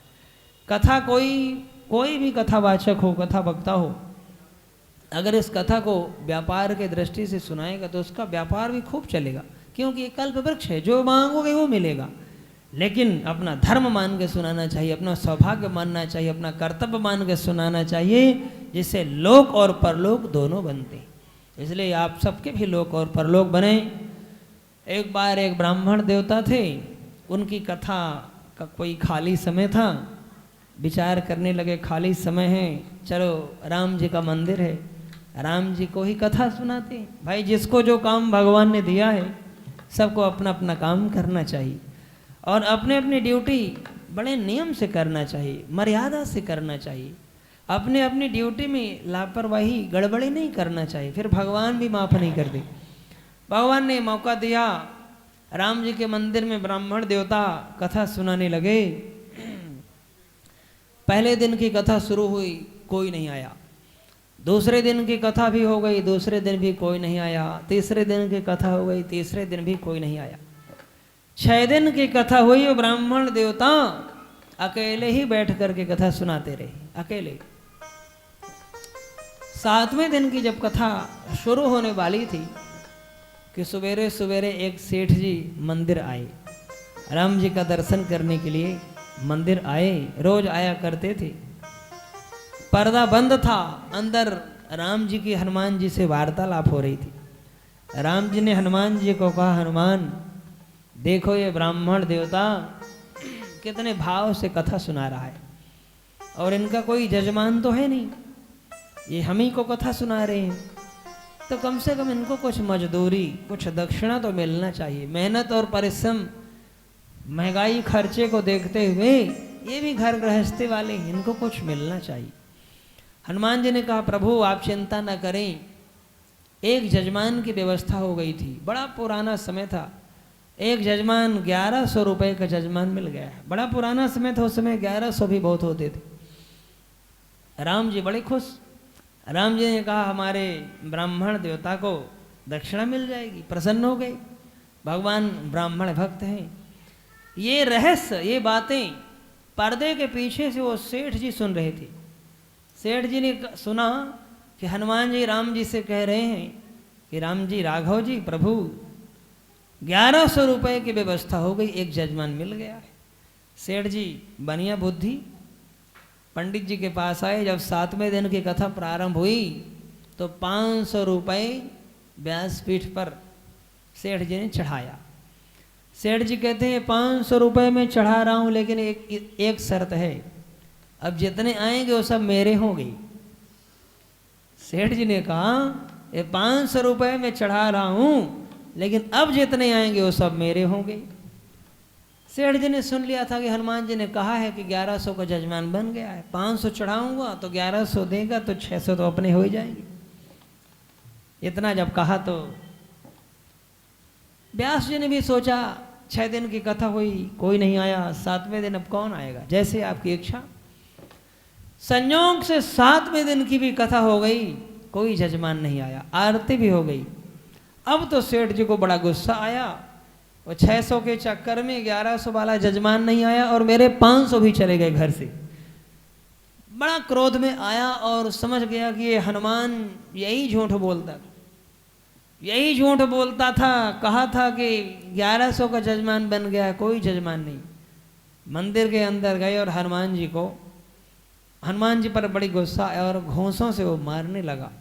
जैसे सेठ मारने लगा उसी समय मूर्ति में चैतन्यता आ गई, प्राण आ गए हैं और हनुमान जी ने सेठ जी का पैर पकड़ लिया। सेठ, मैं वही हनुमान हूं जो रावण के लंका को जलाया था, आज तुम्हारे घर जलाने का नंबर है। वो 1100 का जजमान कोई दूसरा नहीं था, तुम ही हो। 500 दे चुके हो, 600 और दो। भयभीत हो करके वो 600 और दिया, ब्राह्मण देवता के 1100 पूरे हो गए। बोले भक्तवत्सल भगवान की जय। कहने का भाव है कि भगवान अपनी मजदूरी कभी रखते नहीं हैं।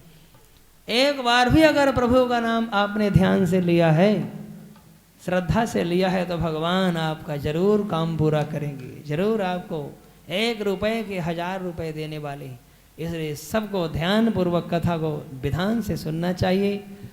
कथा का विधान है, जैसी व्यवस्था हो वैसे श्रवण करें। 7 दिन तक नाखून नहीं काटना, दाढ़ी आदि नहीं, बाल नहीं काटना चाहिए, दाढ़ी आदि नहीं बनवाना चाहिए। किसी को कटु शब्द न कहें, अपने द्वारा काम क्रोध मोह लोभ से बचना चाहिए। शुद्धता और पवित्रता रखें। खान पान हमारे घर में शुद्ध हो। प्याज लहसुन कम से कम 7 दिन नहीं बनना चाहिए। इन नियम का पालन करके अगर कथा सुनेंगे तो निश्चित रूप से आप जो चाहोगे वो आपको मिलेगा। ये कथा की महिमा है। पूरी 7 दिन की कथा, इसमें केवल यही बताया गया है कि निज निज धर्म निरख श्रुत नीति। हम लोग अपने धर्म का पालन करें, अपनी मर्यादा का पालन करें।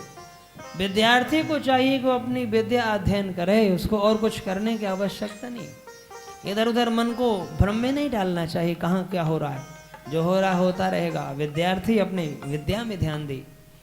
व्यापारी को चाहिए कि अपने व्यापार में ध्यान रखे, जिसको जो काम दिया गया है अपने अपने कर्तव्य का पालन करें और हमारा खान पान शुद्ध हो। ध्यान दीजिए, भगवान ने मानव जीवन दिया है, सात्विक बुद्धि। जैसा हम अन्न खाएंगे वैसा अन्न का प्रभाव से रक्त बनता है और रक्त के प्रभाव से हमारी बुद्धि बनती है। इसलिए शास्त्र कहते हैं कि जैसे खाओ अन्न वैसा हो गए मन। खान पान हमारा शुद्ध हो, पवित्र हो। शुद्धता पवित्रता का विशेष ध्यान रखना है। मांस मंदिरा का परित्याग करना है। सात्विक बनिए, श्रेष्ठ बनिए। हम सब लोग एक सुसज्जित पढ़े लिखे क्षेत्र में रहने वाले हैं और एक पवित्रता जहाँ अच्छी संस्कृति है, ऐसे भारत भूमि के निवासी हैं। हमें अपनी शुद्धता और पवित्रता का विशेष ख्याल रखना चाहिए। अपने बच्चों को हम मर्यादा की शिक्षा जरूर दें, संस्कार की शिक्षा जरूर दें, विचारों की शिक्षा जरूर दें, ताकि उनका जीवन श्रेष्ठ बने। हम लोग अपने बच्चों को धन न दे पाएं कोई बात नहीं, लेकिन उनको संस्कार जरूर दीजिए। उनके स्टडी एजुकेशन पढ़ाई पर विशेष रूप से ध्यान रखना चाहिए। पुत्र सुपुत्र सुखाधन संचय, पुत्र को पुत्र सुखाधन संचय। बेटा अगर लायक हो गया, संस्कारी बन गया, पढ़ लिख लिया, तो माता पिता को धन देने की आवश्यकता नहीं, वो अपने आप बना लेगा। और बेटा यदि अच्छा नहीं है, श्रेष्ठ नहीं बना, दुराचारी हो गया, दूषित हो गया, आज्ञा का पालन नहीं करता, तो कितना भी धन दोगे वो सब बर्बाद कर देगा, सब व्यर्थ विनष्ट हो जाएगा। इसलिए संस्कारों की शिक्षा दीजिए, बचपन से ही उनको धर्म में लगाइए। हनुमान चालीसा पढ़ने के लिए कहिए। बेटियां आपकी स्कूल जाती हैं, कॉलेज जाती हैं, उनको थोड़ा दुर्गा स्तुति, शिव चालीसा के लिए कहिए, प्रेरणा दीजिए। उससे हमारा जीवन श्रेष्ठ बनेगा, भगवान की कृपा होगी। जीवन में सब कुछ प्रभु कृपा से मिलता है। अपने सच्चाई और ईमानदारी में बड़ी ताकत है। सच्चे ध्यान से किया गया कर्तव्य निश्चित रूप से हमारा सफल होता है। और हमारा घर शुद्ध होगा तो पवित्रता आएगी, घर में शुद्धता आएगी तो जीवन में कृपा रहेगी। छोटे छोटे बच्चे आपके अच्छे बने, उनके जीवन में आने वाला समय अच्छा हो। बच्चों का जीवन बिल्कुल पवित्र होता है, बिल्कुल कोमल होता है, मक्खन जैसे हृदय, उनमें कोई छल कपट नहीं रहता, कोई प्रपंच नहीं रहता, कोई ईर्ष्या द्वेष नहीं। बिल्कुल बच्चों के समान हमारा भी निर्मल जीवन हो, पवित्र जीवन हो। इन सब बातों का ध्यान रखना है। कोई भी मकान बनाइए, उस मकान में छोटा सा पूजा घर, मंदिर घर अवश्य बनाइए। उसमें 2 मिनट, 5 मिनट, 10 मिनट भगवान की ठाकुर सेवा हो सके। शाम सवेरे आरती पूजा हो। भाई लोगों को भी अगर व्यापार में, ऑफिस, काम धंधे, फैक्ट्री में जाना है तो 10-5 मिनट भगवान की थोड़ी पूजा पाठ हो जाए। कितना सुंदर मानव जीवन मिला है।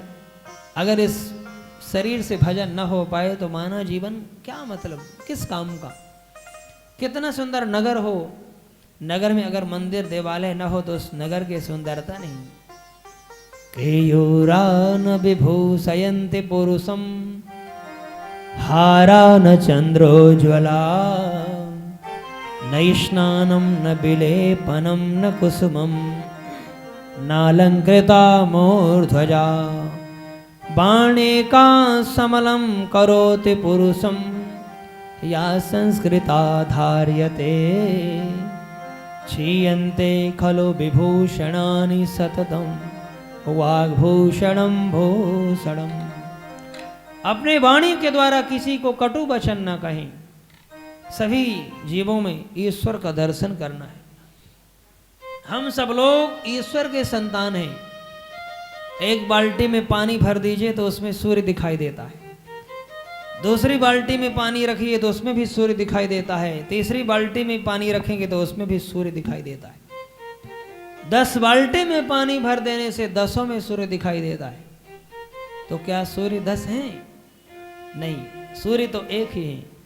जिस प्रकार से सूर्य एक है लेकिन वो सूर्य का प्रतिबिंब छाया सभी बर्तन में है, उसी प्रकार से ईश्वर एक है लेकिन उस ईश्वर के सत्ता हम समस्त जीवधारियों में, पशु पक्षियों में भगवान का दर्शन हम समस्त जीवों में। ईशावास्मिदं सर्वम यत् किंचित जगत्याम जगत। सुई की नोक के बराबर भी कोई ऐसी जगह नहीं है जहाँ भगवान का स्थान न हो। इसलिए सभी प्राणियों में समभाव, किसी से ईर्ष्या द्वेष नहीं करना, छल कपट नहीं करना, प्रपंच नहीं करना, सबके प्रति प्रेम करना है। कोई बुराई आदि से कुछ मिलने वाला नहीं। अपनी वाणी खराब होगी, मानसिकताएं खराब होगी, विचारधाराएं खराब होगी, बच्चों में दूषित संस्कार आएंगे। इसलिए हम लोग शुद्ध बने, सात्विक बने। खान पान, पहनना ओढ़ना, उठना बैठना, माता पिता की आज्ञा का पालन करना, माता पिता की सेवा करना। माता पिता की सेवा में वो जादू है। गणेश जी ने माता पिता की परिक्रमा करके ब्रह्मांड की परिक्रमा का फल प्राप्त कर लिया था। इसलिए इन बातों को थोड़ा अपने बच्चों को समझाया करिए, थोड़ा बताया करिए। अभी से उनको संस्कार जागृत करिए, उनका जीवन श्रेष्ठ बने, पवित्रता आए और सब लोग अच्छे बनो। सबके जीवन में भगवान खूब कृपा बरसाती रहें। बोले गौरी शंकर भगवान की जय। आइए भाव श्रद्धा के साथ भगवान भोलेनाथ, क्योंकि नारद परिपाटी के आधार पर भगवान शंकर का जब नृत्य होता है, डमरू का वादन करते भगवान नृत्य करते हैं तो पूरा संसार चौमुड़ता है। यहाँ भी हम सब लोग भगवान शिव का दर्शन करते हुए, आइए भोलेनाथ की मस्ती में झूमते हुए सब लोग गाते हैं। और क्या कहना है? झूम रहा सारा कैलाश, झूम जय हो।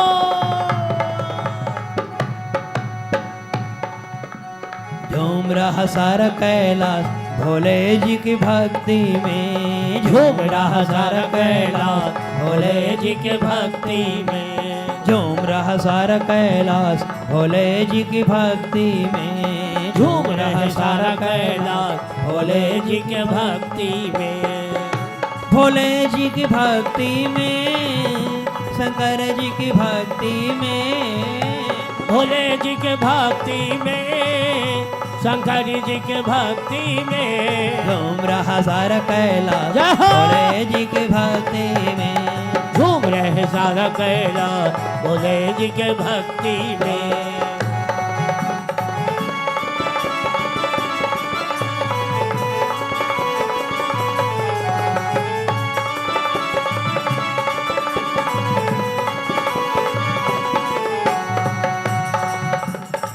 हर हर महादेव।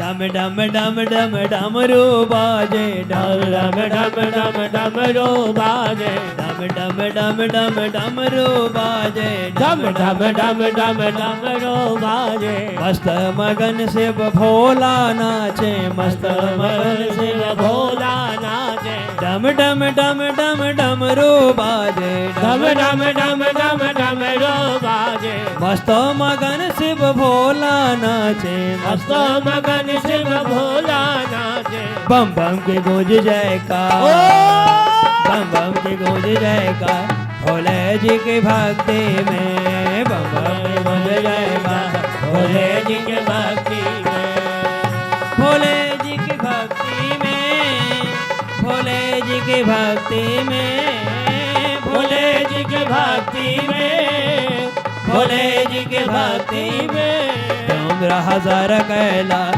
भोले जी की भक्ति में, झूम रहा सारा कैलाश भोले जी के भक्ति में।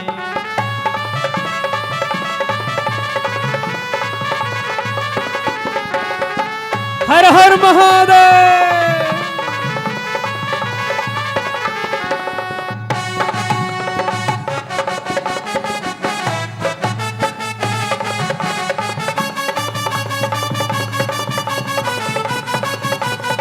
दोनों हाथ उठाकर तालियों की सेवा करते हुए जय हो।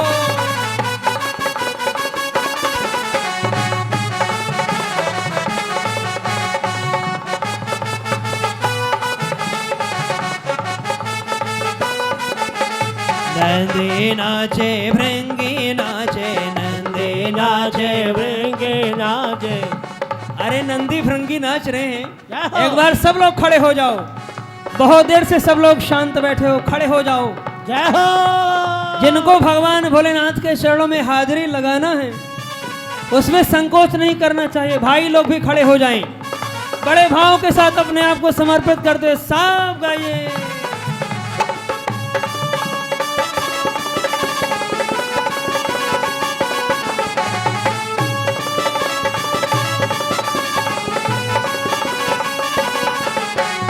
हरि बोल।